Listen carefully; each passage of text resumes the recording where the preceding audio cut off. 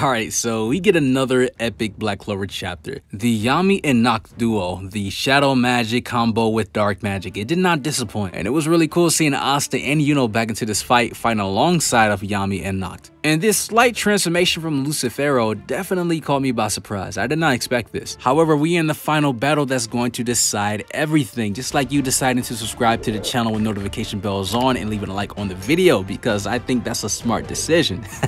Now, in last chapter, we saw the return of Yami after being healed from Gray, and he has this surge of magic power, and also is hinted that his body has been altered in a way of that of a devil. Zora and Nero finally get some action in the last chapter where they come in and save Asta. Even though Nacht did not want Yami saving him, Yami reminded Nacht that he is his friend, he is his vice captain, so he's going to step in and save him no matter what, because it's not like people need a reason to save their friends. So let's take on this Devil King together, which now leads us to Black Clover chapter 324, which is titled Children's Playground, which starts off with Zora making a huge impact and a clash in this chapter against Lucifero, because in last chapter we saw that Lucifero punched Zora, however it was countered by his trap magic, and also the damage was reduced and sealed by Nero's sealing magic. And we already know when Zora has these magic runes all around his body, we know when magic hits him, he can absorb the magic and send it back. We've seen him do this against Langris. We also see him do this in the Elf arc, and that is what he's doing here against Lucifero. He's using all the magic that Lucifero put in that punch, and he's using it back into double force. So in other words, Lucifero is clashing with his own magic, but with a double impact. However, Zora could only last for a split second after this attack, because once it happened, the spell and the runes were coming off his body. He was completely done after this. Now, right after this, as far as dialogue, this probably was the most intriguing part of the chapter to me, because after the clash, Lucifero said a grimoire. How annoying. Which lets me know that, of course, devils do not use grimoires at all. Zagre was the only devil we saw use a grimoire, which he believed that if a devil has his hands on a grimoire, it can bring out their true power, which it goes hand in hand to the video I made a few days ago about the secret powers of the Five-Leaf Clover Grimoire, and not just the Five-Leaf, but grimoires themselves, and the ability that they can use that truly brings out the power of a mage, but not just a mage, but also a devil. So Lucifero being annoyed by Zora and just humans in particular that are using grimoires lets me know that grimoires was not only created to bring out the full power of a mage, but it also could have been created as a tool to destroy devils like a kryptonite. And clearly what we saw from Zagreus, it can bring out their full power. So Lucifero may see that grimoire and be so annoyed by it that he may want to get one, because the idea that humans are using grimoires against him, it definitely makes him feel disgusted. There may be some lore behind the grimoires that we do not know yet, and the purpose on why they were created. Yami and Nacht step back into the battlefield, and we see this cool detail on Yami's Black Moon, where you see Nacht's shadow hands. The shadow magic is also being connected to the Black Moon.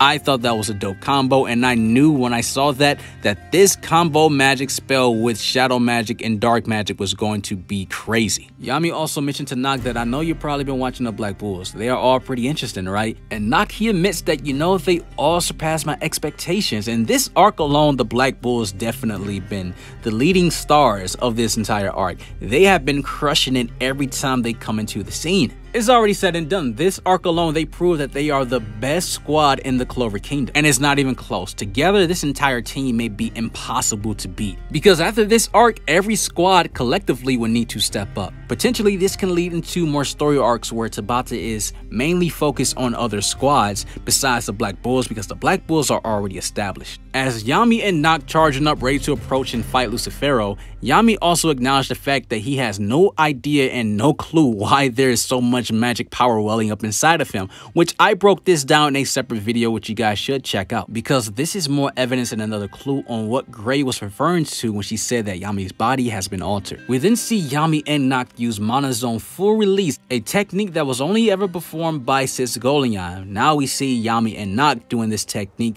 by combining shadow magic and dark magic, by creating a spell called Children's Playground. And man, this spell is so awesome. It's like these houses are full of dark and shadow magic, a pool of darkness where Yami and Nacht can just be in and out of. And what put the icing on the cake for this spell for me is that they are cloning within the shadows. You're seeing clones of Yami, clones of Nacht, just full of darkness. Tabata utilizing the combo spells of shadows and darkness he did not disappoint. We also see a new Devil Union transformation, which isn't surprising by Noct because he's combining his devils, which was Canis and Fellas, and this spell can go on forever, the spell that Yami and Noct combine together because of the information we get from this spell.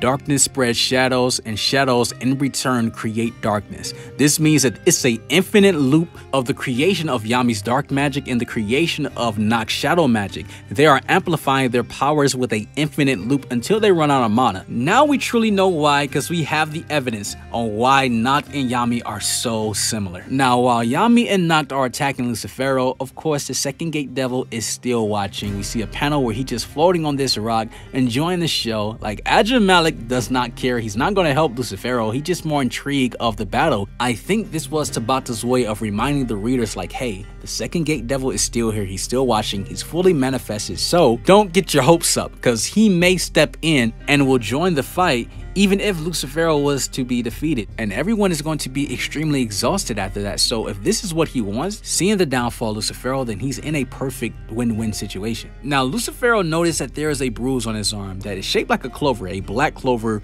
just a bruise on his arm that most likely he got for Yami and Noct combo attack. Surprisingly, his reaction wasn't the typical reaction we saw how he reacted to Asta when Asta cut him. He was more calm. He realized that humans have the potential to defeat him, and even from his face expressions, you can tell that he finally accepted. This is just what it is. There's nothing he can do about it unless you destroy them, because you can't go around throwing temper tantrums, because this is reality.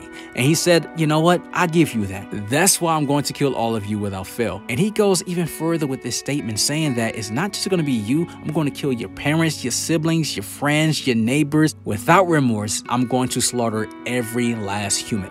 This man is an agent of chaos, because I was expecting he would go more in depth with his goals, but I think Tabata is going to save that, because eventually we need to find out the reasoning behind his goals. He then goes on to say, from here on out, I am done holding back, which is crazy to me, because we saw how this man, without using a single spell, he was slaughtering everyone, without using a single attack spell, which is insane. Asta was getting destroyed, the captains were getting destroyed, Yuno was getting destroyed, and Lucifero is only halfway manifested, so he's not at full power, he's only at 50%. So Yami and Noct are going to need some help, and the help we see is from Yuno and Asta. They are back on their feet. It's implied that Nero sealed Asta's damage, and also for Yuno, we're not sure how he got back up. Maybe the damage was sealed on his part as well, but I doubt it, because Yuno was not near that area. So it's very possible that he got back up because he didn't take as much damage like Asta did. Asta got stumped out, choke slammed, everything. Like, he was just getting beat. But the chapter ends off with Yuno and Asta joining the fight to help out Noct and Yami states that this is the final battle.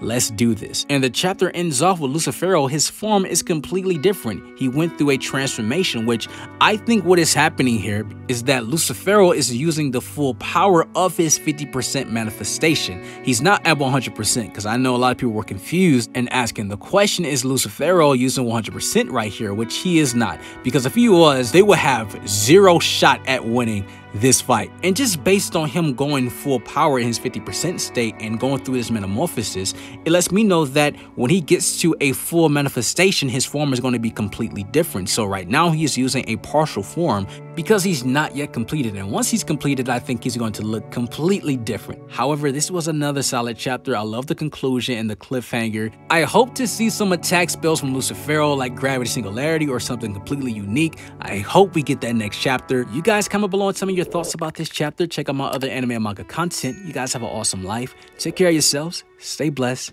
and we're out.